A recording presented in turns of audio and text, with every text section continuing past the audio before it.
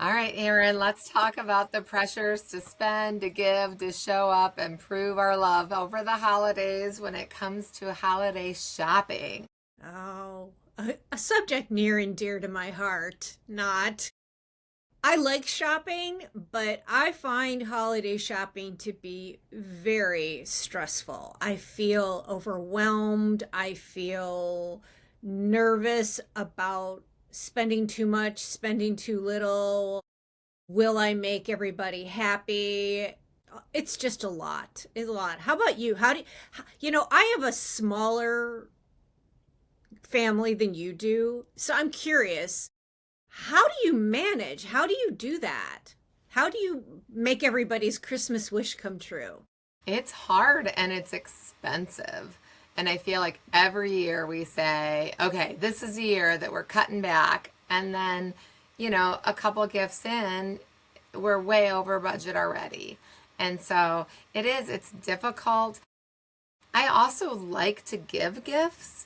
And so sometimes there's that extra pressure that I'm just putting on myself, driving around looking for that perfect item, that perfect sweater, or that perfect gift that I think somebody wants. But I guess when the kids were littler, we kind of had a three gift rule. We kind of stuck with the whole, baby Jesus got three gifts, you're going to get three gifts, and then they got one Santa gift. Santa didn't wrap his present, so there would be like one thing that was just kind of out that the kids could, see, and then they would open their three smaller gifts. And we also do stocking.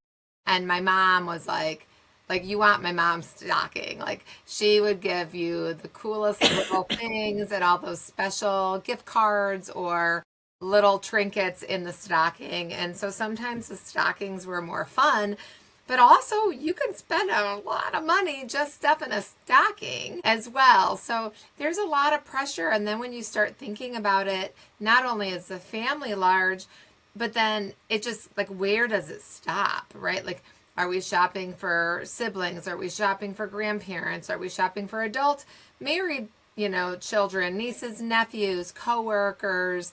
We don't have any bus drivers anymore, but I used to do, the kids' teachers and the bus driver and the mailman and, the person who does your nails or whatever, right? Like it just is like, oh, I forgot them. Oh, I forgot them. Oh, and that I think is where the stress comes on, the guilt of not being able to afford to give what I'd like to give, the stress of driving around looking for that certain thing. And then on top of it, as we've mentioned in earlier holiday podcasts, the pressure that women tend to carry of like creating the magic of the season, right? And making sure that we're not only buying the gift, but we're creating the memory and the experience and that everything looks right. And so the stress comes from probably myself, but also just some unrealistic expectations that also come from myself. 100%. Yes. What also needs to be addressed is communication among your family. I know in one particular person, they were asking for something that was rather expensive. And I said, you might want to think about talking to them about what their budget is with the cost of living the way everything is. We need to open up a line of communication because that person may be thinking, oh my God, please don't get me anything. I can't afford to get you anything. There's a lot of pressure to, I don't want you to think I don't love you or care about you, but I really just can't afford to have you on my list this year. So that's a hard conversation to open up. And it didn't go as well as I hoped, but I think I've made slight inroads on that one. Well, you just had a thought pop into my head. Like, how do you handle when somebody hands you a gift that wasn't on your list? Are you able to just say thank you? Or do you now think mentally, oh shoot, here goes somebody else and now I have to run back to the store for that? I don't know. How do you feel? Do you think you have to reciprocate if somebody gives you a gift? I felt both ways. There have been times where I was like, oh my gosh, thank you. That was so nice of you to think of me. I can't do anything. I'm just going to leave it there. But then there were other times where I was like, oh no, now I got to go to the store and go shopping. honestly, you need to reach inside and kind of do a temperature check on yourself and be like, can I really truly afford to do this? Or is this just me being very transactional and just passing it back? I think most people don't really want you to just pass it back, especially if it's a situation where you're just going out and buying the first thing you can just to mark it off your list. When I think about gifts that have meant something to me, they have been ones that have been, sometimes it's been a surprise, Yeah. or sometimes it's been something that I just did not see coming whatsoever.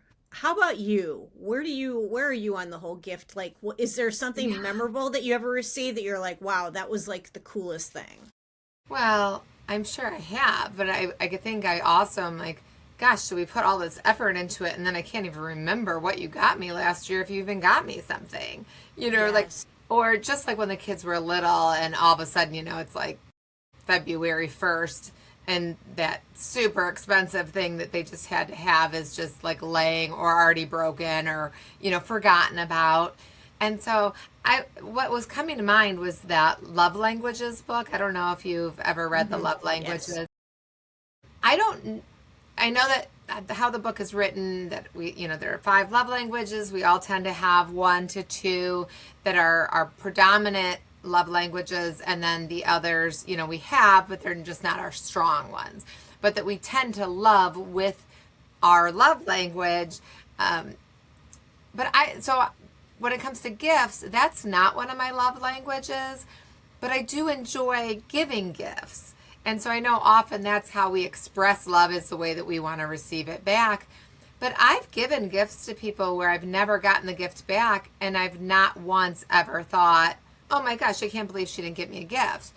And Yeah. maybe it's because that's not my love language, or maybe nobody cares. Maybe I'm just adding this other pressure to feel like, oh gosh, are they going to feel like I should have done something from them? Yeah. But you're right, it is the small, simple things. For me, my love language is quality time. So I love the experience gifts. I love the idea of saying, hey, let's go, to that market together, or let's go see the Christmas lights, or whatever that might be. Like, let's go ice skating together. That would be more meaningful to me than if, you had spent money on me. Yeah. But I not totally, everyone's the same way. Some people really like to open a present. that's true. I think you evolve over time. The different stages of your life as you go through, perhaps when you're going through it financially, when you've got small kids, when you have grown kids. I often think back to something somebody said to me was when my daughter was little, don't bother spending money on Christmas gifts when they're little. Give them an empty box. Right. Save the money for later when all they want is electronics and you don't have enough money. I'm like, oh my gosh, that's so true. Right. Yeah, Little kids, they want to spend the whole time just ripping the paper and playing with an empty box. absolutely.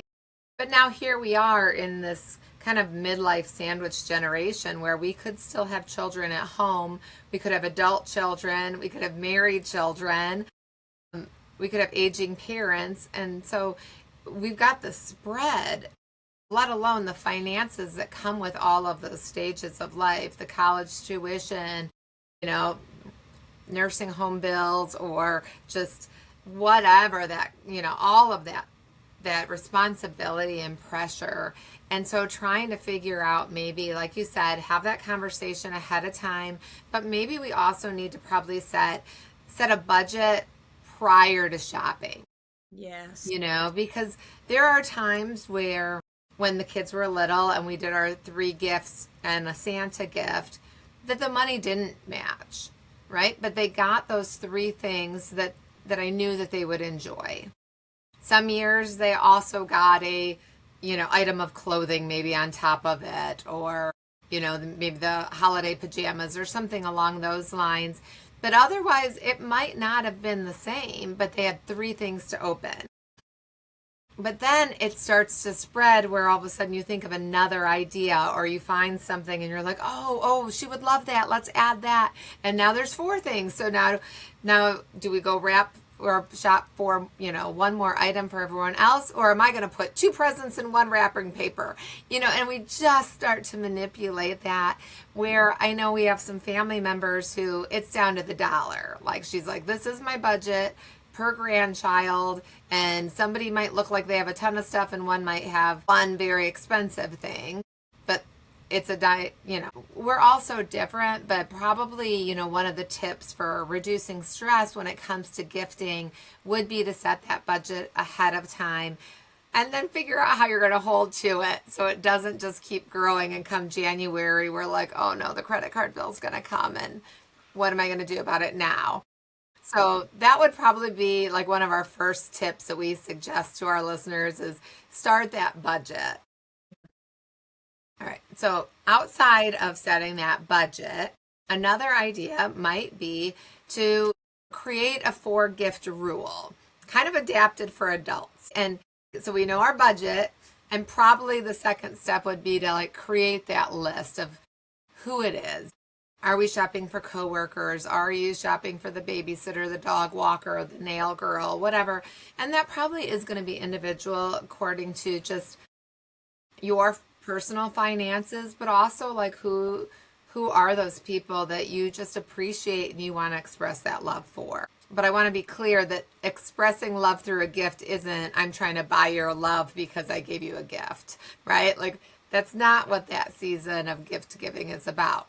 But the 4 gift rule, adapted for adults, is to kind of figure out if it fits into one of 4 categories. So instead of buying everyone 4 things, as I'm shopping for, a friend, a niece, a nephew, whatever, decide, do I want to give them something meaningful, something helpful, something that would bring them joy, or something that would bring our relationship closer together, kind of like that experience. And so now it's kind of deciding which one of those would mean a lot to that person.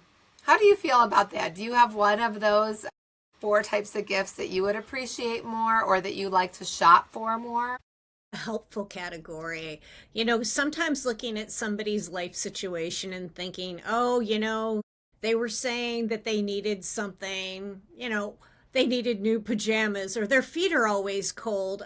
This was the year of socks. Everybody got socks at my house, all different kinds of socks, which sounds like, oh, yay, socks. But as adults, it's different. But sometimes a really nice warm pair of socks that keep your feet warm can be a really nice thing. And sometimes it's one of those things that they may not be the ones that you would actually spend the money on. And sometimes that's how it needs to be looked at, through a different lens of no, I gave you something of quality, something that I felt like you might need and appreciate. No, it's not just a pair of socks. Or, Right.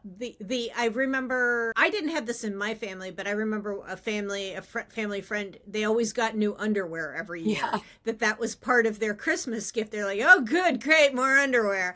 And I'm like, well, yeah, but it's one of those things that you kind of take for granted until you actually need it. We But don't want to spend the money on, because it can be, right? Who wants to spend $40 on a bra? Right? I've got other things I can buy for $40. seriously. And so, somebody who thinks, this would be something that would be helpful, that I know she wouldn't spend the money on. So sometimes taking a little bit of time to really consider somebody's lifestyle, their needs, their wants, and sometimes surprising somebody with something. I mean, that can be nice when you come up with something that they wasn't even on their radar, and they're like, oh wow, that was really thoughtful, thank you. Yeah, there was a young girl in our life, and I'm thinking about one of my son's ex-girlfriends, but she had been really close to her grandfather, and she had lost her grandfather shortly before Christmas. So, a teenager that one of your kids is dating sometimes gets added onto your shopping list, but you're like, oh my gosh, what do I even get this person? How serious is it? All of that. But this was a year when I feel like it was very popular on social media that you would send in a photo, then you could turn it into like a little bracelet where you like looked in. You'd have to hold it up to the light, kind of like one of those little, I don't know, it reminds me of the little Great America thing where you'd look up and you could see your photo. Kaleidoscope. Yeah, it's yes. And anyway, that was something that didn't cost a lot of money. It wasn't even, I don't even think it was a metal bracelet. It might have even been like a string bracelet, but inside this stone was a photo of Grandpa. And I just remember how like overwhelmed she was with the thoughtfulness and the meaningfulness of that gift. It didn't matter that it was an inexpensive gift, but it was something that, it was special and meaningful. And so there are times where I don't think we have to go out of our way to say, my gosh, this was, $20. That might be the best $20 that you spend, as it might impact that person a little more dear to the heart that year. I love that you brought that up, that sometimes the most meaningful and the gifts that we love the most, they don't have the expensive price tag on it.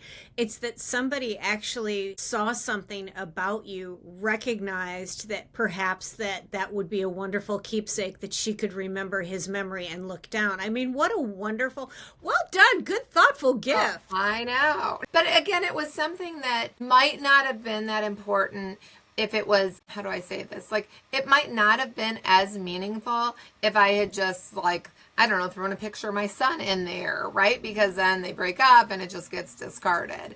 It might not have meant a lot if her and her grandfather weren't close, right? Like, there's so many things. But sometimes I think those meaningful gifts just show that you know the person that you got the gift for, right? Because there's nothing worse than, well, there are a lot of things worse. That's an exaggeration. I apologize. But when you open that gift from a close family member or friend and you're like, huh? Like, I don't drink coffee. Why'd they give me coffee? Something like those lines. That doesn't mean as much. Yeah. But yes, I like the helpful and the meaningful for sure. When I was looking at the questions. Yeah. Oh, yeah. And I was thinking about like a memorable gift. And I have literally had to pause and think, oh God, I don't remember anything. And then I went, no. There was one gift that I remember, because it was my husband and I'd gone shopping in Geneva, and we went to all these different stores. Not something that he enjoys at all. And I had showed him this picture, and we had just bought this house. And I showed him this picture, and I'm like, I love this picture. I think it's so beautiful. Isn't this so great? And he was like, yeah. Our first Christmas in the house, he surprised me with this picture. But the story of it was that he dragged his best friend because he couldn't remember what store. He couldn't remember what store it was that he saw the picture in, and he and his friend went through all the different stores till they finally found that picture. And so it was meaningful in that he recognized that it was something that I really liked. And it was meaningful to me because I realized that was not something that he would enjoy doing. And so he stepped out of his comfort zone to do something to make me happy. Right. You loved it more because of the effort. So I think that's where it is, as far as if we can lean into the meaningfulness of recognizing the people in our lives, and letting them know what they mean to us. It doesn't actually have to be so expensive. It can just be like, I saw something today. It was a clip that you put on a notebook to hold your pen, or you can put it on your book. And I thought, what a clever, cute idea. And I was like, I think it was like $4. Right. So, but I mean, like, what a neat idea for somebody. Like, they recognize, oh, you're always losing your pen, you always have your notebook. I think that's what it gets down to, is recognizing something that is meaningful and maybe useful and helpful to somebody. Right. We're not saying that everyone needs a helpful gift, right? I think, isn't there that old saying, like, never buy your wife, something that plugs in for a birthday or whatever, right? No. And so maybe not from your spouse, but, if Somebody else was like, oh my gosh, they could really use a new set of knives, some, a gift card to their favorite, undergarment store or whatever. Or to just make that effort of going outside of their comfort zone to track down that photograph, that piece of jewelry, whatever that might be. That helps bring the joy back into the season. Where we start to lose it and add the stress is when we start to overspend out of obligation rather than joy, or that we've shopped for people on our list that again we wouldn't have had on our list, but now we feel obligated to return the favor. And now these rules and expectations have just kind of grown over time. And that comes the guilt, the financial burden, the holiday shame, the spiral that all kind of comes along with that. So this might be the season to say, who could I take off the list? Do we need to have this as a big discussion? On my side of the family, the cousins draw names. And so we're not shopping for all the nieces and nephews. There's a lot of them. But we are drawing, like each family kind of will end up with 3 nieces or nephews, so to speak. Well, this year we kind of sat down at Thanksgiving to say, okay, like I've got a married child with a grandchild, and my sisters and brother were like, we'd rather put Noah, the granddaughter, in the list than a grown woman and her husband, so once they're married, can they get off the list? Or once they graduate college, or once, what if they don't go to college? And we were kind of just discussing like, yeah, how do we make it in a different way? So we did make the hard decision, and I'm sure some of the kids will be a little disappointed, but that after high school or after turning 18, I think they're not going to be in the cousin drawing. However, we are going to do a gift, like a white elephant kind of game. And I bought some fun dice where you roll, and it's kind of like the white elephant pass, and steal and all that. But there's a dice involved to kind of, say, oh, you have to switch with someone with glasses, or you have to swap. You can pick 2 people to swap the gift. So we're going to try something new in that arena. And then my brother is asking everyone to give him some little tiny things, and we're going to do that saran wrap ball gift. I don't know if you've ever seen that. Mm-mm. Take like a giant thing of saran wrap, you're going to your Costco or Sam's Club or whatever, getting some nice quality wrap, and you might put, I don't know, a gift card or a $20 bill or something in the middle.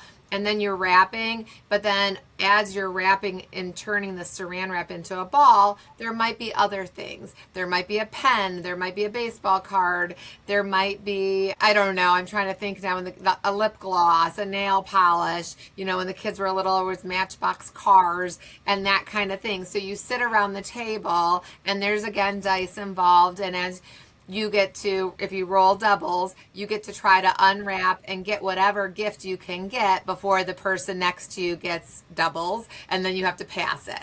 And so it's just a frantic game, but the kids will get so excited, the grown-ups get excited over these random little things that you could start to see the little item poke through the saran wrap. But, you got to try to unwrap it, and everything is sticking. Sometimes when we've bought less expensive saran wrap, we've added a little challenge by putting gloves on, like hot warmer gloves, like what are they called? Yeah, for when you're cooking. Yes, I'm like, why can't I? Hot pads, yeah. Put those on our hands so that it's harder to unroll the saran wrap. That sounds like fun. Yeah, it's really fun.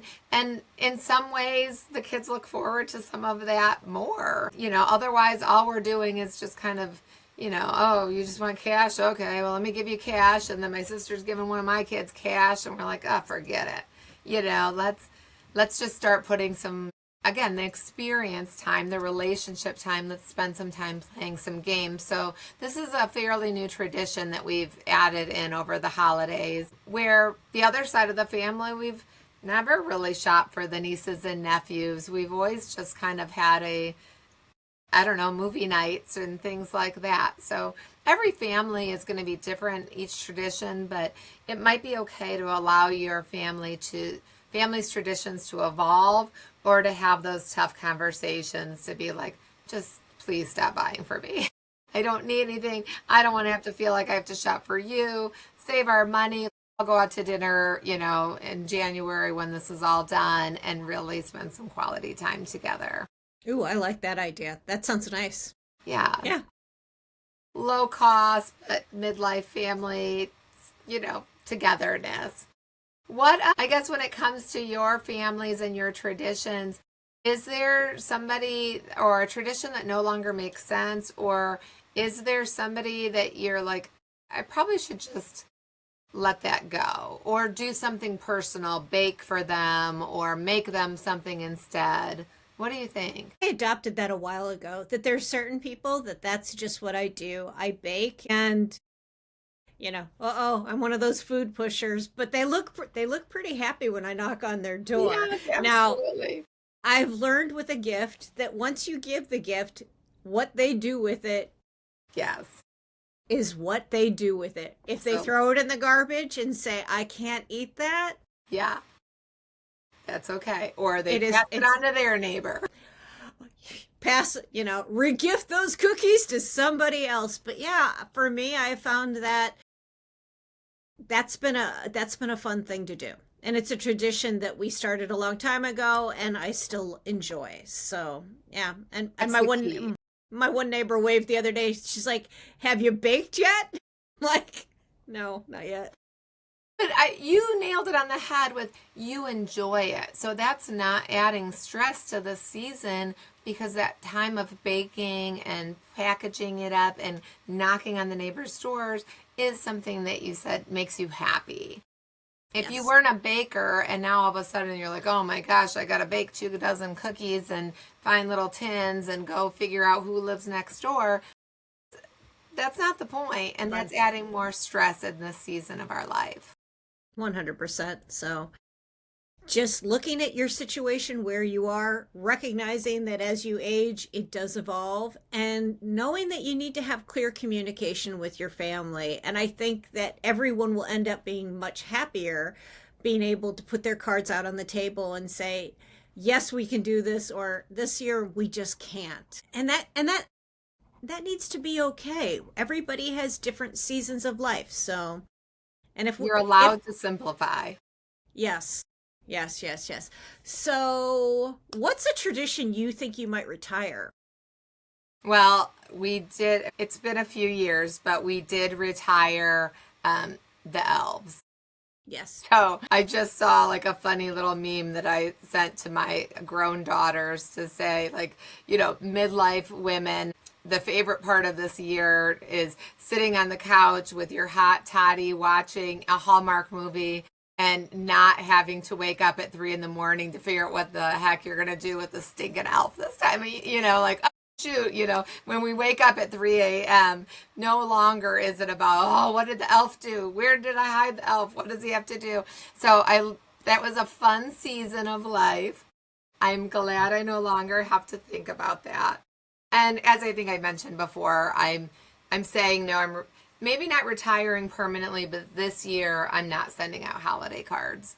And there is a little guilt and there is a little like, no, will you think that I took you off my list and so now you're going to take me off of your list and I really want to see your family card and all of that, and I'm just like, gosh, I'm way overthinking this. Again, I'm allowed to simplify and it is okay. I am glad to retire the elf. This year I am out of my head and I don't want to, I'm not going to feel guilty about not sending the holiday card. And if you choose to take me off your list because you didn't get a card from me this year, more power to you. I hope that relieved some stress for you as well. Thank goodness for social media. Many of my, friends or people that I look forward to getting cards from are posting that, family picture on social media and I can see it there. But that's going to be one tradition, one obligation that I'm going to say no to control what I can control this year and take that off my list. What about you? That. I retired that a couple years ago and Did it you? was hard. It was hard at first, and now I will say I have a ribbon to hang cards on and I've received zero. And I was like, nothing on the ribbon, but at the same time I'm like, it's okay to not have, I Well, I okay. understand and happy about that. Um, No, I've just decided that's okay to let it go and be done with that. So we'll see as as we go, as retirement goes. yeah. There may be other things that I'm going to say, you know what, it's time to let that go. Or when my daughter has her own family, there will be new traditions that come up when I get to be a Gigi like you. Yeah. So, yeah. Yes. So I definitely think it's okay to allow the holidays to evolve, to say no to some things, whether that is a tradition, an obligation, create new memories.